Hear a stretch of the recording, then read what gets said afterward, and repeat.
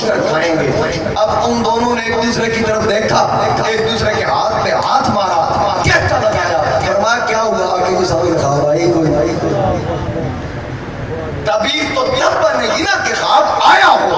اب اللہ کا قرآن کہتا ہے کہ یوسف نے کہا قضی الامر الذی فیہ تستفتیان، اور جڑے ہون تو خواب آیا یا نہیں آیا، اور تعبیر کون ہے کہ جو اللہ کے نبی نے کیا چھڑکا۔ اب کوئی ہوگا جو نبی نے کہہ دیا۔ سمجھ آ گئی ہے میری بات؟ قضی الامر الذی فیہ تستفتیان، اب تعبیر اس طرف جائے گی جو میں نے کہہ دیا۔ میرے نبی علیہ السلام نے جنگ موتا کے لیے صحابہ کو بھیجا تھا، اور حضور علیہ السلام وجہ کیا تھی؟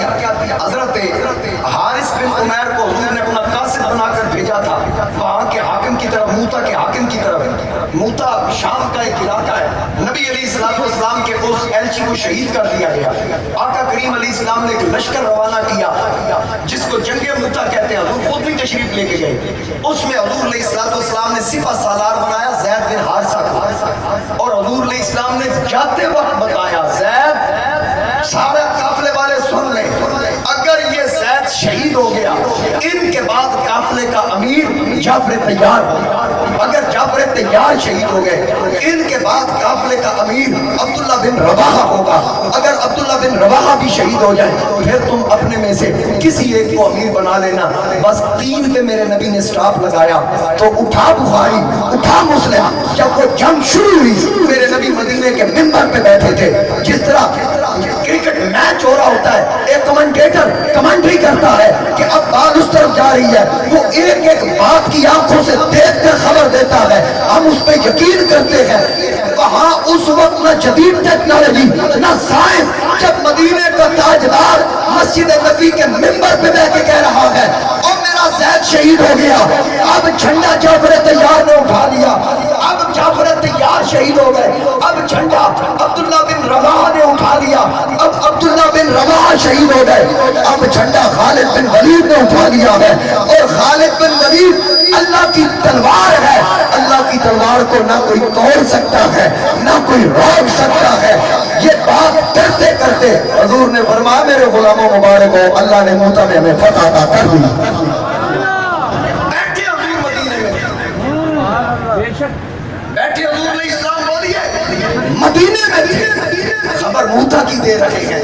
آقا کریم علیہ السلام منبر سے نیچے اتر آئے، پھر کچھ دن گزرے، حضرت یعلا جو اس قافلے میں شریک تھے ان کو حضرت خالد بن ولید نے پہلے روانہ کر دیا، جاؤ مدینے جا کے خوشخبری سناؤ۔ یعلا مدینہ پہنچے، خوش ہو کے دربار نبوت کی طرف آ رہے ہیں کہ آج حضور بڑے خوش ہوں گے۔ حضرت یعلا حضور کے پاس پہنچے ہی تھے، پہنچتے ہی حضور علیہ السلام سے کہنے لگے خوشخبری لایا ہوں موتا کے حوالہ سے۔ حضور نے فرمایا پہلے تو بتائے گا یا میں بتا دوں؟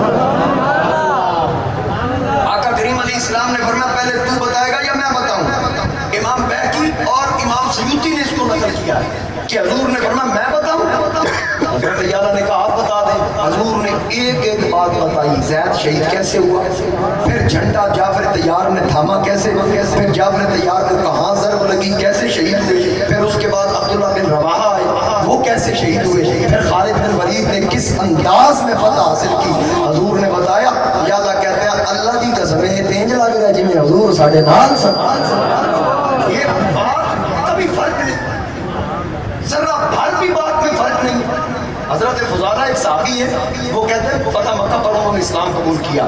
وہ فرماتے ہیں کہ جب مکہ فتح ہوا تو حضور طواف کر رہے تھے کعبے کا، طواف کرتے ہوئے میرے دل میں آیا کہ حضور کو قتل کر دوں، شہید کر دوں۔ اس وقت حالت کفر میں تھے، کہتے ہیں میں نے خنجر لیا یا جو بھی میرے ہاتھ میں تھا، میں قریب ہوا تو حضور علیہ السلام نے میری طرف دیکھا، میں نے حضور علیہ السلام کی طرف دیکھا، کہا کیا چاہتے ہیں؟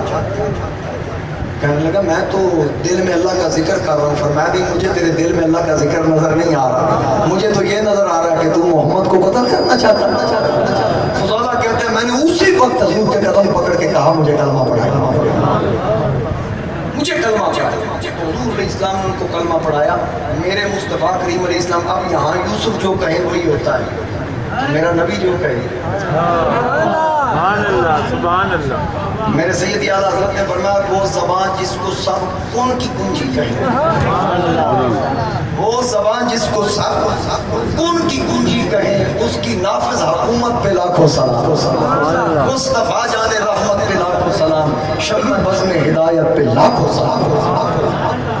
اب یہاں یوسف علیہ السلام خواب کی تعبیر بیان کر رہے ہیں. کہا ایک آزاد ہو جائے گا, ایک کو قید کر لیا جائے گا. 3 دن کے بعد ایک آزاد ہو گیا, دوسرے کو پھانسی ہو گئی. اور ایک قافلہ, جناب یوسف علیہ السلام جیل کے اندر تھے نا, تو ایک قافلہ وہاں سے گزر رہا ہے. شام کا قافلہ تھا, تجارتی قافلہ تھا. تو جیل کی دیوار میں ایک سوراخ تھا جس میں سے یوسف علیہ السلام باہر لوگوں کو دیکھا کرتے تھے. آپ اس سوراخ میں سے دیکھ رہے ہیں تو ایک اونٹنی, آپ نے محسوس کیا مجھے لگتا ہے یہ اونٹنی کنان کی میرے وطن کی اونٹنی. یوسف علیہ السلام نے اس اونٹنی کی طرف دیکھا تو دل میں محبت جاگی اپنے وطن کی, بابا بھی یاد آئے گا.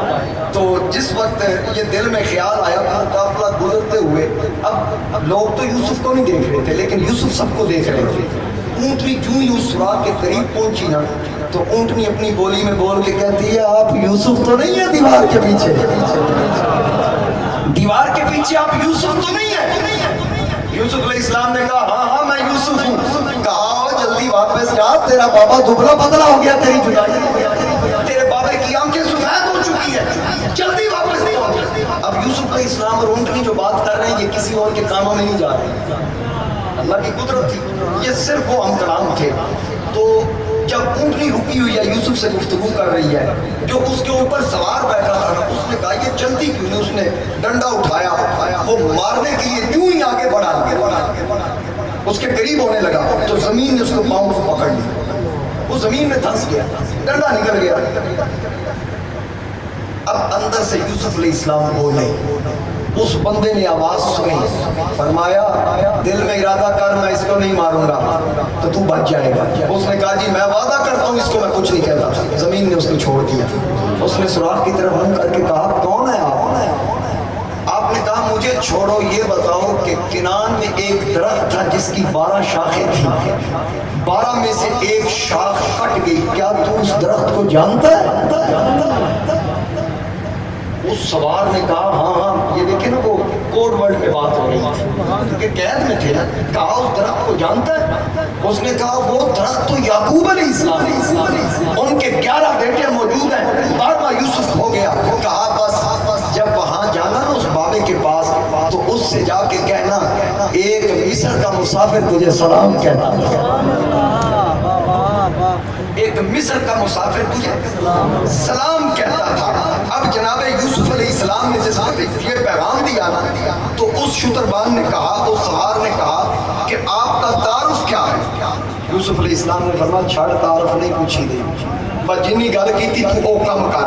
اب یوسف علیہ السلام نے پیغام دیا کہ وہاں جا کر یعقوب سے کہنا تجھے مسافر مصر سلام دیتا تھا, نام نہیں بتایا, بس وہ سمجھ جائے گا تو میرا سلام کہہ دینا. جب یہ قافلہ واپس مصر پہنچا, کنان پہنچا, تو وہاں جا کر جناب یعقوب کے دروازے کے سامنے اس نے شور مچا دیا. جناب یوسف کی ہمشیرہ انہوں نے آواز سنی, کوئی یہ کہہ رہا ہے کہ یعقوب سامنے آئیے, میں آپ کا پیغام لے کے آیا. اپنے ابا جان سے عرض کی اے بابا جان لگتا ہے کوئی مسافر آیا ہے, وہ آپ سے کچھ کہنا چاہتا ہے, کسی پیغام کے بارے میں بات کر رہا ہے. جناب یعقوب اٹھے, آپ کی بینائی کمزور ہو چکی تھی, بدن میں کمزوری تھی. آپ دروازے پہ آئے, آ کر کہا اے آنے والے کون ہے, کس کا پیغام لایا ہے, ذرا مجھے بتا, کیونکہ یہ تو پہلے ہی انتظار میں تھے کہ شاید مجھے یوسف کی کوئی خبر آ جائے. یہ تو کنفرم تھا کہ یوسف زندہ ہے, اللہ کی حفظ و امان میں ہے, لیکن جو شفقت فطری تھی, جو فطری تقاضا تھا, اس کے تحت یہ بابا جدائی میں ہر وقت روتا رہتا اور